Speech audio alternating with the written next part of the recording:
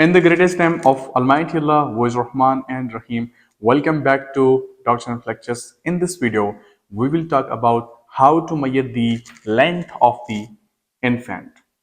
So, before starting the procedure, I would like to tell you the normal value for the length of the baby or the infant, that is basically from 18 inch to 22 inches. So, this is the normal value of the length of the baby. So in order to measure the length of the baby, we have the multiple ways. One way is basically when you are performing on the live patient or the live babies, obviously you need any kind of assistant in order to hold the legs of baby, because sometimes babies are moving like that one.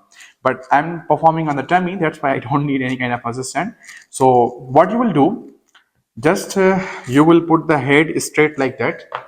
One method is basically put the straight head like that and mark the line like this one. And second, move towards the feet and at the edges of feet mark the line like this one. So take the baby out and start measuring into the inches like this one. So this is the method number one. So length is basically 21 inch. 21 inch. This is the method number one. And the second method is basically sometimes we have already fixed inchy tape or the tape into the inches in our table. So what we are doing, just taking the baby and put the edge of head on one side like this one, and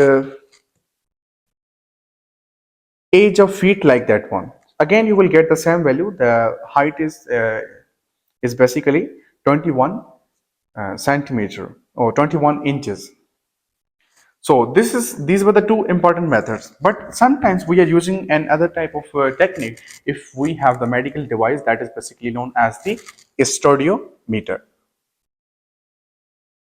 So thank you so much for watching Dr. Najam's lectures. I hope that you like this video and do subscribe to Dr. Najam's lectures. Thank you.